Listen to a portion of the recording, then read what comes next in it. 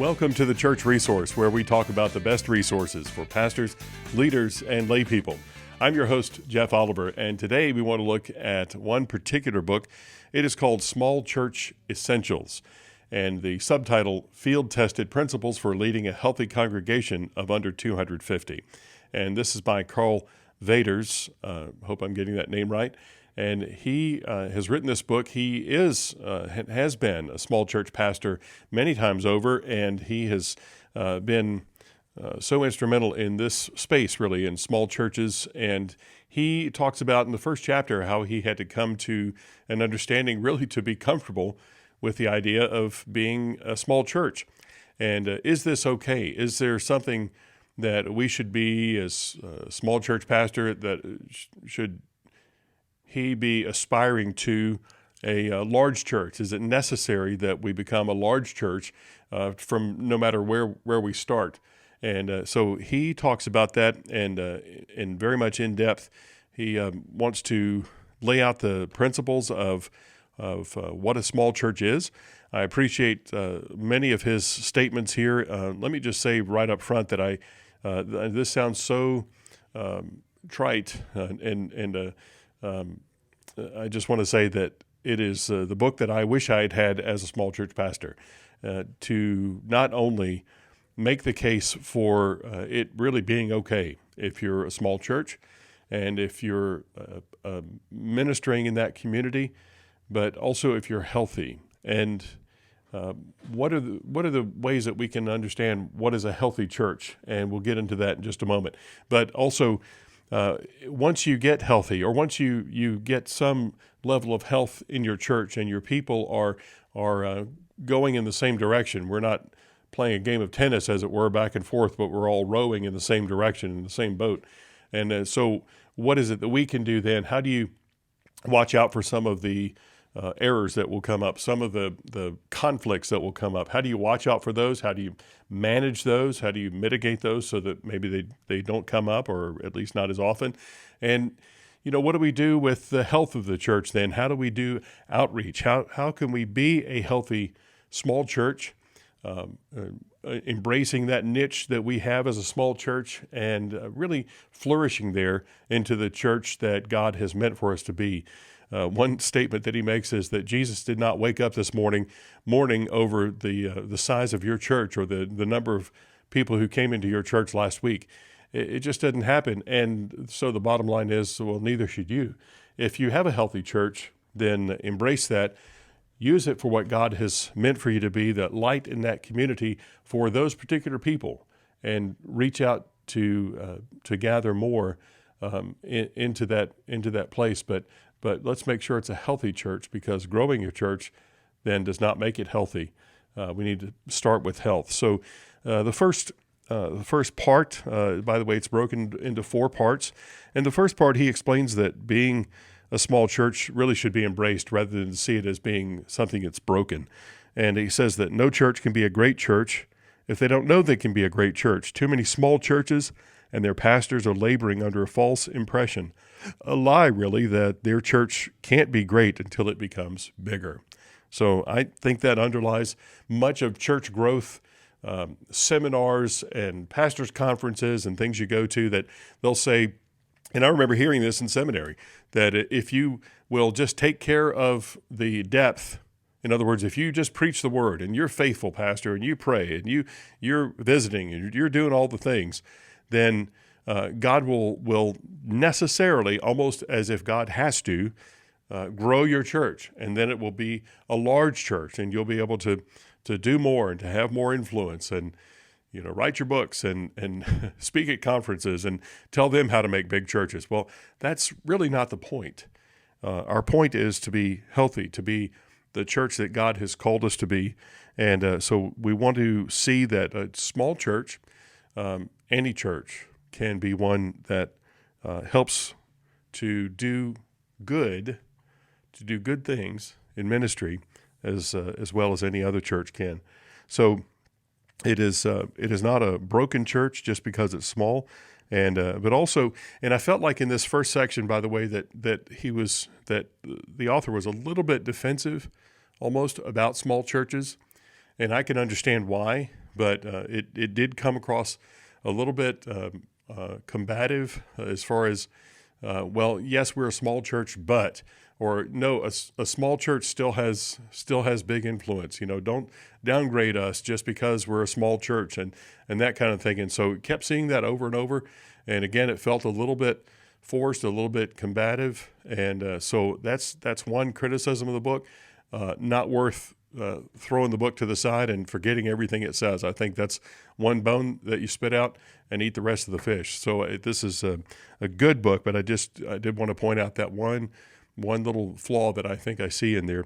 So the second part here, he expounds with more detail on how to think like a great small church, and important that we make that distinction, that you can look at these lists, and he has plenty of lists in there, not checklists, but more like a list of symptoms. If you were looking at a medical book or a psychiatric book to see what symptoms you might have, and patient exhibits these symptoms sometimes, always, never, and so to check yourself along with these kinds of lists are helpful, but they're not checklists of a do this, then do this, then do this.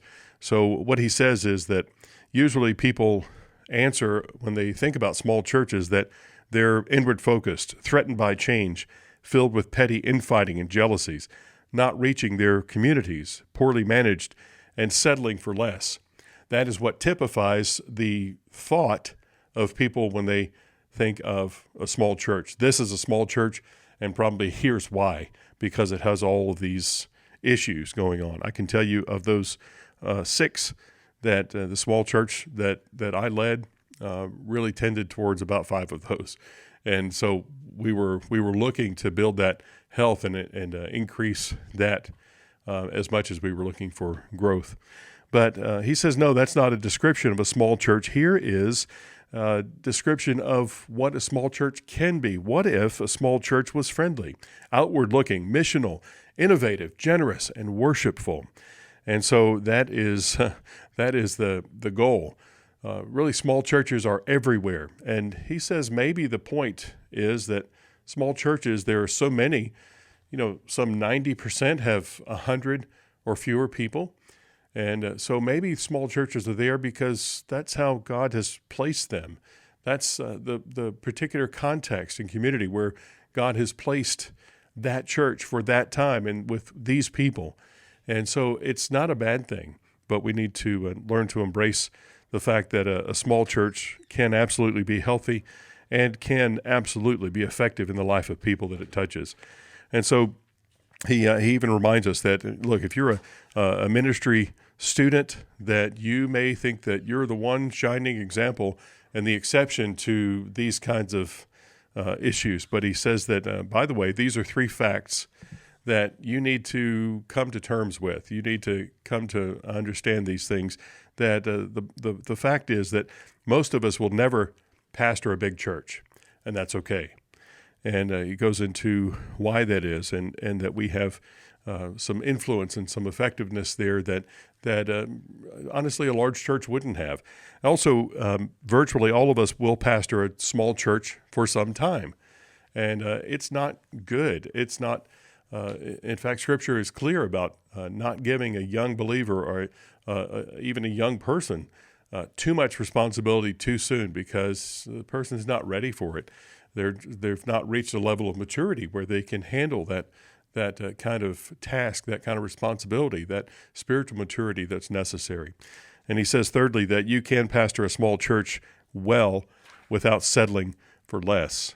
Good to hear, and so important to really understand that and to believe that as you work, as you lead into a good church, into making that a healthy church. Now, I mentioned in part 2, he does talk about the small church being the healthy church, that congregational growth is not inevitable, and that small is not necessarily a sign of a lack of health, but it is certain that if you have a small church, you can have a big impact still in your community, and people can know that you're there. And one example is that he says in big churches that vision, process, and programs need to take the priority, while in small churches, relationships, culture, and history need to be front and center.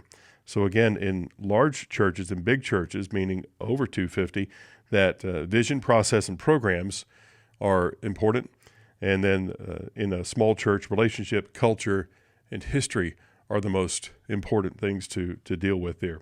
So he is still making the case for it being okay to be a small church, and then outlining what kind of impact we think we can have with a small church versus a large church. So in first and second chapters, I think, again, he's really building the case.